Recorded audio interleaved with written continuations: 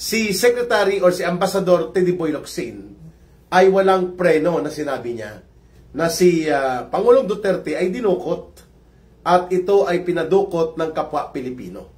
At ang ibig sabihin po noon na while he is serving as an ambassador, an official family within the government of Marcos Jr., binanggit niya na talaga naman pong hindi tama ang ginawa kay former President Rodrigo Duterte sa tatlong bagay, no?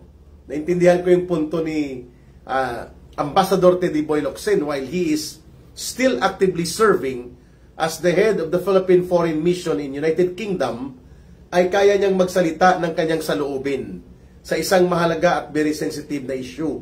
Pero hindi nag-react ang palasyo ng Malacanang, pero nagpapakita ito na talagang hindi ganon kahigpit po ang mga paninindigan ayon sa gusto o mga patakaran na ginagawa ng gobyerno ni Marcos. In fact, the statement categorically made by Ambassador Teddy Boy Locsin was an indictment and a direct contradiction doon po sa kung ano ang naging patakaran ni Marcos Jr. ng kanyang gobyerno patungkol sa kay Pangulong Rodrigo Duterte. Bakit naman nasabi ni Ambassador Teddy Boy Locsin na dinukot at pinadukot si Pangulong Duterte ng kapwa Pilipino at alam na yon ng taong bayan na si Marcos po ang pinapatungkulan noon? Sapagkat ang ICC or the International Criminal Court is already a bogus entity in as far as the Philippine sovereignty is concerned. Sapagkat noong pong March 18, 2019, nag-take effect na po ang official na pagkalas at pagtiwalag natin mula po sa sakop ng ICC.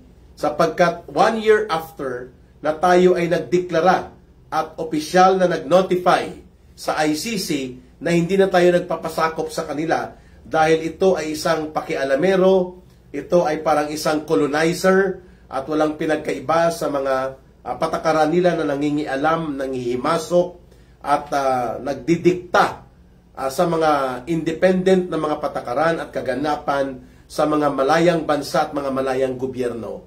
So, kaya nga, tumiwalag si Pangulong Duterte dyan at ang gobyerno natin sa ilalim ng kanyang termino. Noong March 18, 2019, nag-take effect na po yung pagtiwalag natin at pagkalas sa ICC. So, ano pa man pong mga natitira na mga treaty obligation, wala na po tayong anumang obligasyon na sundin yon. At kung kaya, ang kaakibat o reciprocal effect nun ng pagkalas natin at na-officialize according to the procedures ng mga pagiging bahagi sa ICC that after 1 year of official notice of pag-alis o yung pagtiwalag sa ICC ay nagiging epektibo po ang status na yun. So ano pa man pong ginawa ng ICC at lahat, including ang kanilang sinasabing warrant of arrest, yung kanilang pag-custody kay Pangulong Duterte, lahat ng ito ay bogus, meaning null and void, sapagkat wala silang otoridad sa sino mang instrumento, mamamayan o bahagi ng Estado at gobyerno ng Pilipinas. So therefore, correct si Ambassador Teddy Boy Locsin sa kanyang binanggit na pinadukot si Pangulong Duterte. Number 2, it was never about addressing the issues of so-called abuses pertaining to the implementation of the war against drugs na programa ni Pangulong Duterte, kung bakit siya pinadukot ni Marcos Jr. at ng gobyerno nito at ipinatapon at iligal na pinapakulong ngayon sa ICC. It was never about the issue of trying to establish justice and accountability on the part ng mga ginawa ni Pangulong Duterte, sapagkat kung totoo yun, edi dapat nagsampa ng kaso dito sa loob ng Pilipinas, because we have a dynamic and functional court and judicial system na hindi kailangang manghimasok ang banyagang bansa, at binabanggit ngayon ni Pangulong Duterte na siya ay open for that. Kaya, nagpapakita na ang purpose ay talagang political. Tanggalin ang physical presence ni Pangulong Duterte sa Pilipinas sapagkat insecured si Marcos at natatakot na pwede pong magkaroon ng mga pag-aalsa inspired by the presence and by the consistent criticism na ginagawa ni Pangulong Duterte laban sa mga kabulastugan at katarantuduhan ng gobyerno ni Marcos. In fact, kung nandito si Pangulong Duterte, hindi po yan mananatiling tahimik sa nagaganap na iskandaluso at malubhang issue at kaganapan sa pandarambong at mga pangungulimbat at pandurobo sa kabanang bayan na nagaganap under the Marcos government. So, isa yon si Teddy Boy Locsin, pumapalag siya doon sa undeclared policy or the undeclared implementation of abduction, cross-border kidnapping, or equivalent to extraordinary rendition na buong kataksilan na ipinatupad ni Marcos Jr. laban kay Pangulong Duterte. And that categorical and deliberate statement na inilabas ni Ambassador Teddy Boy Locsin ay isang pagpapakita ng tinatawag na defiance to the authority of Marcos. So hindi po tayo magugulat na magre-resign ito later on si Teddy Boy Locsin or tatanggalin siya ni Marcos Jr.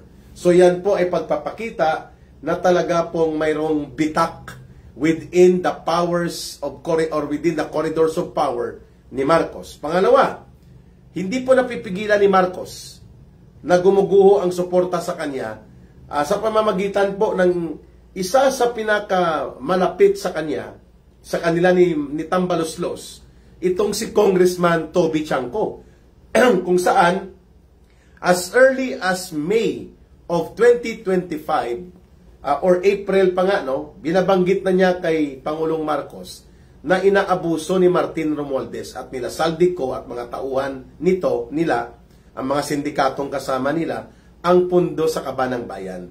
Wala baliwala kay Marcos Jr. At marami po ang ipinapaabot ni Congressman Toby Chanco na ini-ignore ni Marcos Jr. Hindi niya inaaksyonan. Ngayon, si Toby Chanco napilitang magkaroon ng public pronouncements. Unang sinabi niya na ang hindi magandang performance ng kanilang team, anong tawag nila? Alyansa para sa bulok na Pilipinas.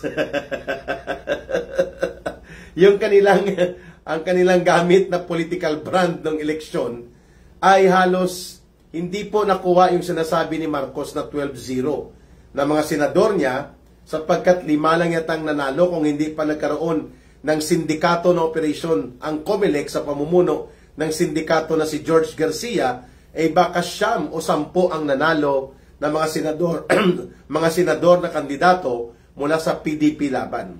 Mantakin mo, even si Toby Chanco hindi siya maniniwala na nakalima pa sila in spite of the billions of money na pinondohan sila at ginastusan ng todo-todo. Siyempre mula sa flood control, saan pa ba?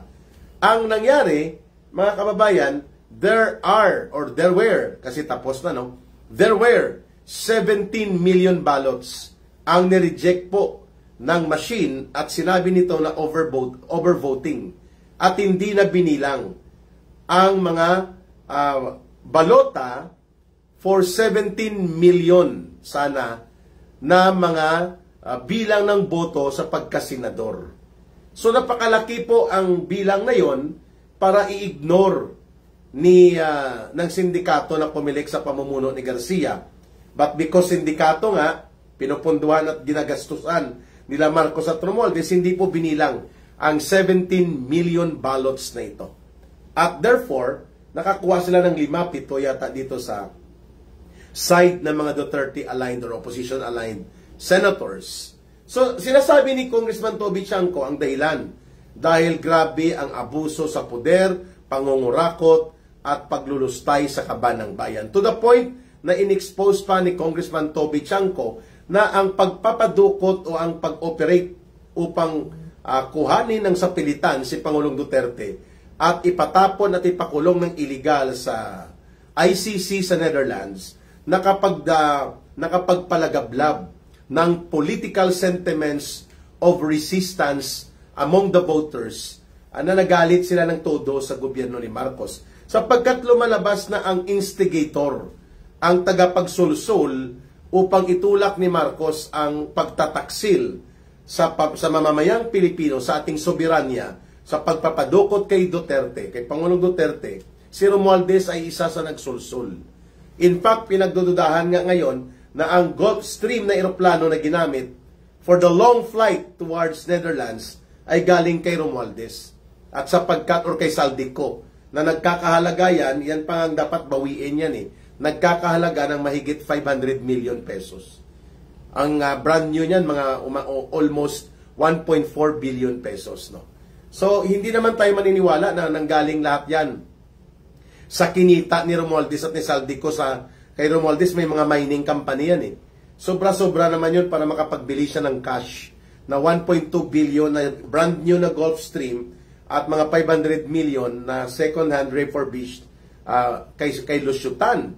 So, malinaw ang binabanggit ni Congressman Toby Chanco na ang issue na yon sa pagpapadukot kay Pangulong Duterte, which pinuntuhan nga ni Ambassador Tidiboy Locsin na isang pagdukot at hindi arrest. Iyon po, dalawa na ang bumabangga sa mga patakaran at mga desisyon na ginagawa ni Marcos. At ito ay mga naging kaalyado na niya. At mga iba, tauhan pa nga niya sa kanyang grupo, sa kanyang pamahalaan. Like Ambassador Tidiboy Locsin at itong si Congressman Toby Chanco. Ang ikatlo po na bumangga dito at talagang binangga itong mga abusadong ginagawa at mga pandurubo sa loob ng Kongreso ay itong si Duke Frasco. Ito po ay asawa ng DOT or Department of Tourism Secretary ni Marcos na anak ni Gwen Garcia ng Cebu, dating gobernadora. So ang mga Frasco at Garcia po, kaalyado yan ni Marcos. Subalit pumalag ito sa kanila at umalis sa alyansa nila. Even si Congressman Kiko Barsaga was once part of the National Unity Team or National Unity Party at pumalag din po dahil sa kasindikatuhan nila Romualdez, lalo na nang magkaroon po ng iskandalo ng panunuhol. Hinggil po dito sa pagpapa-impeach na gustong gawin ni Romualdez, na natatakot siya na magkakandidato si Vice President Sara Duterte. Sa 2028, ginamitan ng panunuhol, nagbuhos ng pundo, and yun, bingo, nahuli at binulgar nila Congressman Toby Chanco. So, apat na, no? Si Tidiboy Locsin, ambasador ng Pilipinas sa United Nations, sa UK, United Kingdom. Si Congressman Toby Chanco, si Congressman Duke Frasco, at pati itong si Congressman Kiko Barsaga. Galing ito sa kampo nila Marcos at nila Romualdez na pumalag. At ngayon ay isa sa mga very interesting critic of the government, no? Is very interesting and very promising political figure itong si Kiko Barsaga. Even si Congressman Leandro Liveste, hindi naman po yan oposisyon, pero pumapalag dito sa ginagawang kasindikatuhan ng DPWH at ng gobyerno ni Marcos. So malapit-lapit na po na dumadami na nga ang mga pumapalag kay even nga si Saldico, ini-expect po na ito kapag inipit nila, kaya po minamanage ni Marcos na huwag mapuruhan si Saldico at si Martin Romualdez kasi kapag napuruhan ang mga ito, itutuga nila. Sigurado yan, sasabihin nila kung magkano po ang naging partidahan ng mag-asawang ito ni Marcos at ni Lisa Araneta at ng anak nila na si Sandro Marcos. Kaya nila hinihilot-hilot. Kaya nga binuo precisely yung so-called investigative body, yung Independent Commission for Infrastructure, sapagkat yan ay parang agraba commission noong panahon ng tatay niya para magkaroon ng cover-up sa totoong krimen. Yung agraba commission, ginamit po yon para palitan yung naunang komisyon na binuo for investigation sa pagpaslang o pag-assassinate kay former Senator Ninoy Aquino noong 1983. So dahil grabe ang galit ng taong bayan, napilitan itong Marcos Sr., ang diktador na tatay ni Bongbong Marcos, na magbuo ng Fernando Commission. Hindi pumatok sa tao dahil hawsyaw at chapsoy ang ginawa, nagbuo ulit ng Agraba Commission. Ngunit wala pa rin pinatunguhan. So itong ICI, parang Agraba Commission ito, na ginamit ng tatay niya ni Marcos upang maging bahagi ng cover-up design. Ngayon, pumapalag na ang mga tao like si Mayor Magalong. Hindi man dati yan direktang nagkikriticize sa kanila. Pero nang ginamit ni Marcos ang diskarte na kunwari ilagay si Mayor Magalong sa ICI to deodorize, no? Para pabanguhin ang ICI, aba, nang makita ni Mayor Magalong ang diskarte na parang gagamitin lang siya, subalit hindi naman seryoso, at nagkaroon nga ng internal na conflict sa direksyon na gustong tahakin ni Marcos, to the point na ibinubulgar pa nga na kinausap ito na magkapatid na Rimulya, si Mayor Magalong, ayon sa mga ulat, upang wag abutin ang investigasyon beyond kay Saldico, dapat hindi na madamay ang iba pa, to preserve yung stability ng political situation. Aba, pumalag si Mayor Magalong. Kita nyo naman mga kababayan, ano? So, ang dami ng mga binubuo na alyansa ni Marcos na talagang nawawala at nagkakaroon ng bitak-bitak. At ang isa dyan ay hindi niya mapagbigyan ang maniobra ni Lucas Bersamin na kanyang executive secretary at itong si John B. Rimulya, kung kaya isinakripisyo si General Diwata Torre na ginamit nila na bulldog o pitbull para atakihin ang Kingdom of Jesus Christ, si Pastor Kibuloy at mga ministro nito, pati po si former President Duterte. Matapos gamitin bilang pitbull nila, or takdo, pitbull talaga. Nanonood ako kanina sa YouTube. The most dangerous na mga breed ng aso. Ang nangunguna pala yung American Pitbull Terrier. Number 2 lang yata yung Italian Corso. Number 3 yung Doberman Pinscher na police dog type. si Torre, yun po ang Pitbull Terrier ni Marcos. Ayon sa mga when the man is already down, don't kick and punch the man. No? So down na si Torre. Hindi siya down, naka-floating. So matapos gamitin, kita niyo mga wala talagang ibang pinagkaiba ito si Marcos, no? Ini-issuean nila si Aimee na manggagamit. Pero si Marcos Jr. talaga ang pinaka-hybrid na manggagamit.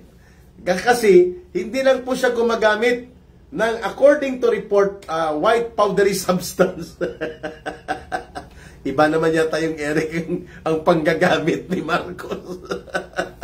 Manggagamit din ng mga tao. Kita nyo pumapalag na sa kanya yung kanyang pitbull terrier sa mga operation niya laban sa mga Duterte at kina Pastor Kibuloy at ano pang mga iutos nila, sinusunod o wala na, pinaploating na niya si General Diwata Torre.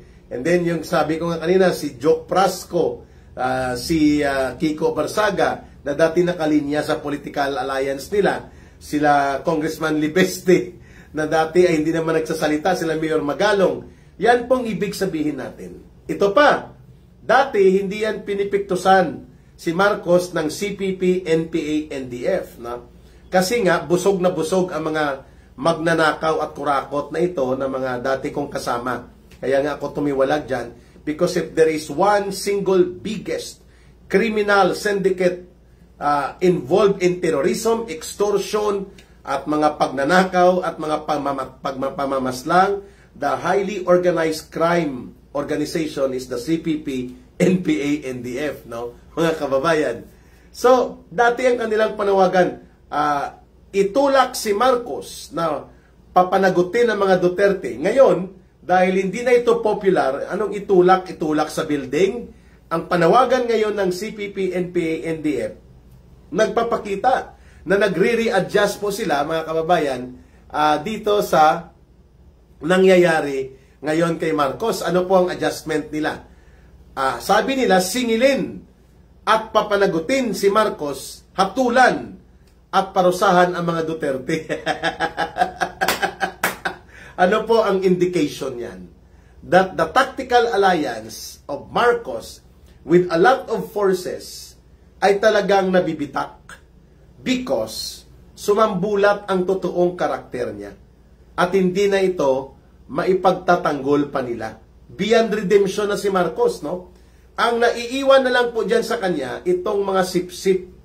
At wala namang matakbuhan dahil basura na dati yan sa kasaysayan ng politika natin, binuhay pa ni Marcos sa pamamagitan ng kanyang asawa at ng pinsan niya, itong Liberal Party, yung tinatawag na Pink and Yellow Zombies. Si De Lima, sila Jokno, at Bam Aquino, sila Kiko Pangilinan, sila Hontiveros. Sila Trillanes, ito yung tumatawag sa kanya na magnanakaw, no? Ka Eric, the CPP are not even recognized by the Communist Party of China. That is correct. Hindi po yan nire-recognize ng China. Sapagkat sindikato ngayong CPP-NPA. And China, after the death of Mao Zedong, are no longer, or is no longer exporting communism. Naging business enterprise na po ang lipunang China, no, mga kababayan. So ito po gusto kong puntuhan ito. Dati ang political line ng CPP, NPA, NDF ng si Romualdez ay hindi pa po nabubuking at namamayagpag pa itong kasindikatuhan ni Romualdez na napapakinabangan ng CPP, NPA, NDF. Marcos was also enjoying the indirect privileges benefiting from the tactical alliance of Romualdez with the CPP, NPA, NDF. Ngayon hindi na siya may pagtatanggol. Wala na dyan si Romualdez. They're trying to maneuver kay Budget D, pero iba na ngayon ang taktika ni Budget D din. Hindi ganon kalapit kay Romualdez. Ngayon, itong CPP, NPA, NDF are mobilizing people. Not because kaya nilang pabagsakin si Marcos, kundi ginagamit nila ang oportunidad na ito upang sakyan ang umaalimpuyong galit ng tao sa pagkabulok ng gobyerno ni Marcos. At ganyan ka-oportunista ang CPP, NPA, NDF. No? Ngayon ang naiwan kay Marcos, itong mga dating mga tumatahol at gusto siyang kagatin. Tinatawag siyang magnanakaw, anak ng diktador. Yan, numero 1, si Trillanes, si Hontiveros, si De Lima, at mga kagrupo nila. They don't have that much support from the people, pero binuhay ito ni Lisa Araneta at nila Martin Romualdez at pinayagan ni Marcos. Si Marcos, jellyfish yan . Pag jellyfish ka, ang description sa iyo, kapag tinawag kang jellyfish, wala kang bayag, walang utak, walang gulugod, walang backbone. Ganyan si Marcos di ba? Kung ano ang sabihin sa kanya ng kanyang asawa, yun ang nasusunod. At ginagamit yan ng kanyang asawa ang extension ng pagkontrol sa kanya para abusuhin din ang kapangyarihan sa gobyerno at pakinabangan ng tunutudo. Kaya nga lumaganap at nagkalitse-litse ang korupsyon at mga pandarambong na ito sapagkat jellyfish itong Marcos na to. Wala nang utak na matino at walang backbone. No? Walang gulugod, hindi makatayo sa tamang paninindigan at desisyon. Mantakin mo, hindi nga niya kayang mapakansila ang passport nitong kulukoy at tarantadong sindikato na si Saldico. My goodness, ikaw ang presidente, hindi mo mapag-utusan ng AMLAC na madaliin kung kailangan ng court order. Napakadali niyan, 1 linggo, kansilado na yan. I-file ang kaso ng pandarambong at iba pang mga economic sabotage, whatever, na mga mabibigat na kaso, napakadali. If you want to pass through the court, kasi yun ang sabi ng asong ulol ni Saldico, no, ng itong si Tereridon na ex-communist, na hindi daw pwedeng kanselahin ng passport ni Saldico nang hindi dumadaan sa korte. Alam naman natin na bayaran yan ni Saldico itong si Tereridon, sinipa yan ni Pangulong Duterte, ano? Kung makita ko yan at sarap sampalin at sinilasin ang mukha niyan. Ito po ay mga asong ulol ni Saldico at ni Romualdez. Hindi daw pwedeng kansilahin ang passport nito ni Saldico dahil kailangan dumaan sa korte. Excuse me, it was no less than ex or former ombudsman Concheta Carpio Morales na nagsabi that passport under circumstances na ang interes ng bansa ay mangingibabaw, pwedeng kansilahin yan kung ito ay bumabangga na at nagiging balakid na sa pagprotekta ng interes ng bansa. At anong interes ng bansa dito? Na mabawi ang pinagnanakaw at dinambong, dinurubo at kinulimbat nila Saldico at ng mga sindikato nila ni Martin Romualdez. At hindi siya dapat makatakas, kaya kakansilahin ang kanyang passport. That is a compelling legal reason na hindi siya dapat i-allow mag-travel pa. O bakit hindi magagawa ni Marcos? Siya nga nagpatakas. Sabi ni Mayor Magalong si Romualdez lang medyo kulang yon. Si Romualdez at si Marcos mismo ang nagpatakas kay Saldico. At kanina bago tayo mag-onboard, binalikan ko ang nakalagay sa sulat ni Saldico nang siya mag-resign na, nang siya po ay pinapaimbestigahan na sa Ethics Committee. Kunwari lang naman yon. Sabi niya, sakripisyo daw ang gagawin niya. Subalit, gusto niyang i-emphasize na anuman ang mga itinuturong pananagutan niya o pagkakasangkot sa krimen ng pagnanakaw sa pondo at kabanang bayan ng mamamayang Pilipino, yan daw ay hindi naman niya kayang gawin na siya lang. It was a statement giving an idea na si Saldico ay involved talaga sa sindikato. Ngunit hindi niya dinirekta. Sabi niya, kung ako ay pinaparatangan man sa mga ginawang ganyan, ay kung yan ay totoo, hindi ko naman kayang gawin na ako lang yan. Ibig sabihin po, he was giving a hint na kung sige, pilitin niyo ako na kunin at iharap niyo ako dyan, nandyan si Boat B. Eric, dapat ikaw talagang naging senador. Thank you, Boat B. Tagapagtaguyod lang tayo, Boat B, ng katotohanan. Mga tumutulong to sa seguridad ng aking bayan, ng aking pamilya sa Iloilo. Kamusta kay Nining, Brother Boat B? Ito po ang punto ko. The statement of Saldico was made with a premeditated caution na mag-ingat kayo, baka sabihin ko, kasi sabi niya, kung totoo yung pinaparatang sa akin, nilagyan niya ng qualifier, hindi ko naman kayang gawin yun, ako lang. Ang tawag po dyan ay subliminal. Sa psychology, ang tawag dyan ay subliminal message. Nagpapahiwatig na, sige, kung iipitin nyo ako, damay-damay tayo, ibubulgar ko talaga ang lahat. And as far as we are concerned right now, kaya nga nag-damage control kaagad si Marcos, no? Pinatakas si Romualdez, si Saldico, ngayon nagsakit-sakitan ito si Tambaluslos, no? Hindi daw siya makakadalo sa ICI. In fact, hindi dapat siyang dumalo. Kinakasuhan dapat siya. Si Romualdez should not be a resource person. He should be a principal suspect subject for case build-up and serious investigation and proceedings of criminal prosecution. That should be the treatment na dapat gawin kay Romualdez kung hindi ito principal partner ni Marcos. Pero alam natin, hindi kayang gawin niya ng ICI. Even if I am not a lawyer, kung ako po bibigyan ng karapatan o otoridad, yun ang gagawin ko. Una, pabilisin ang freeze order. Dapat ang AMLAC double time. Kung kulang ng lawyer, bigyan ng lawyer. Hindi lang ito plunder, economic sabotage ito.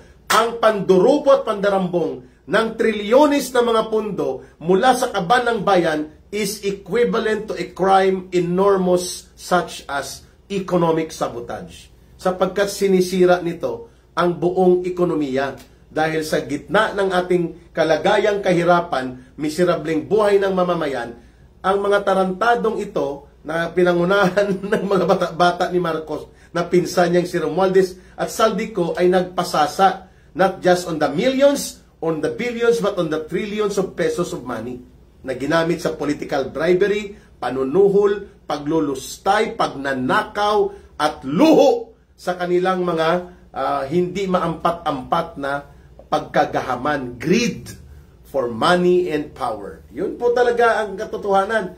Kaya nga hindi pa na freeze order, hindi man lang nagkaroon ng proceeding of petition for forfeiture, seizure, alongside case build-up laban kay Romualdez at Saldico.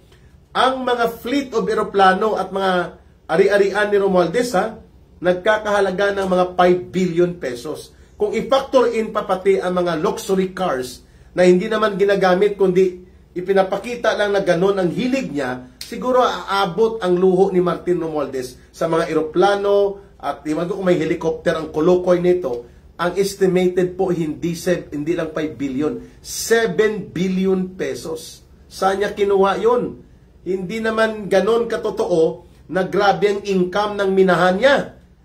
Kahit pa natudutudong income ng minahan niya, hindi niya kaya ang ganito kalala at kaluba na bilyon-bilyon na paglulustay ng mga perang ito. That even former finance secretaries ay naiiskandalo ngayon sa nagaganap na grabing katiwalian at grabing pagkaabusado sa pondo na nangyayari ngayon sa ilalim ni Marcos. At lahat ng yan ay walang patumpik-tumpik. We will not be surprised if another statement to be issued by Teddy Boy Locsin, the ambassador to the United Kingdom, when he will resign because of outright defiance on the policy of Marcos towards the Duterte. Lalo na kay Pangulong Duterte, ang sunod na statement niya, malamang, ay sasabihin niya, out of my disagreement to the inhuman and clear violation ng ating soberanya, ay nagbibitiw ako bilang ambasador at bahagi ng gobyerno ni Marcos, at maliban dyan dahil hindi ko kayang sikmurahin ang pagkamagnanakaw at pagkamandarambong ng gobyernong ito. We will not be surprised if that would be the statement to be released by Teddy Boy Locsin kung lumala ang konfliktong ito na kanyang ipinakita. Now you understand kung bakit ganun po ang subject or title natin, gumuguho ang pader ng palasyo ni Marcos at nabibitak ang kanyang alyansa. Ang naiiwan na lang talaga kasi basurahan ang patutunguhan nila eh. Itong si Hontiveros, Trillanes, sila De Lima. But they do not have that much respect and support from the people.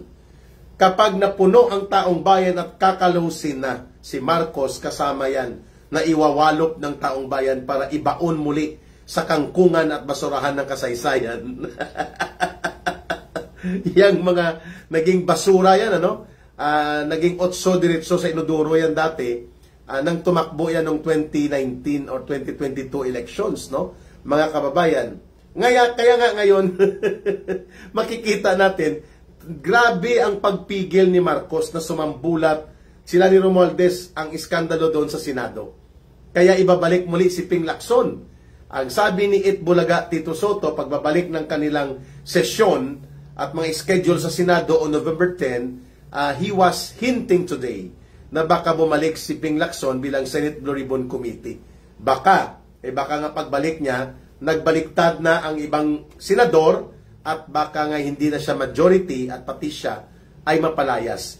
Marcos needed to recapture and to regain momentum and control of the Senate sapagkat kung pinabayaan si Marcoleta na siya ang nag-handle doon sa Senate Blue Ribbon Committee at pinabayaan ang mga majority dati na aligned senators sa kay Duterte o sa mga Duterte, malamang sa malamang po na kumpleto ang buong revelations na ang pinakapunong salarin talaga dito ay ang magpinsa na ito, na si Marcos at si Marcos Jr. at si Martin Romualdez.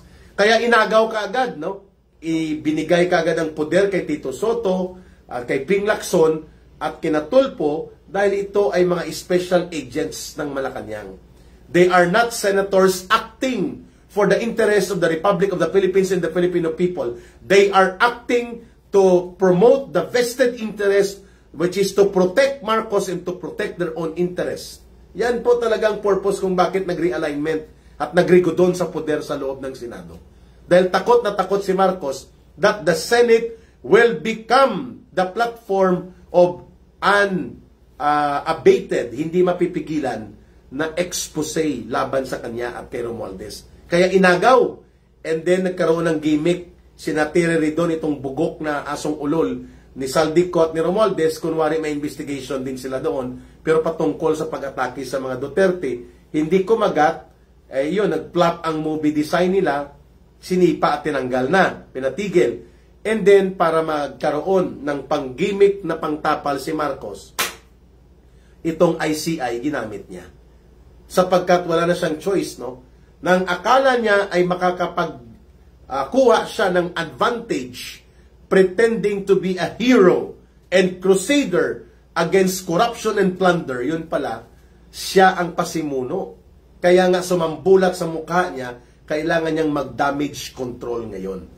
And ICI, the resignation of Romualdez, the rigodon and kudita of leadership in the Senate, lahat ng ito po ay mga damage control for survival ni Marcos. Ngayon, ang simbahan Romano-Katoliko na may isang bloke na kaya mag-deliver ng people power size mobilization, nalalanguyan ngayon yan ng dalawang factors ng mga sektor, ang grupo ng Dilaw at Pink at mga komunistang infiltrators.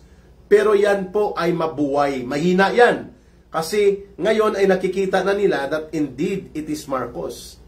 Ang pumipigil na lamang sa simbahan Katolika ay ang agenda ng CPP, NPA, NDF at ng mga Dilawan, Pinklawan, Sumbi na dapat hindi si Sara Duterte ang papalit kay Marcos. So it's a matter of time. However, they cannot do any alternative within the legal and constitutional framework sapagkat ang nakalagay sa saligang batas.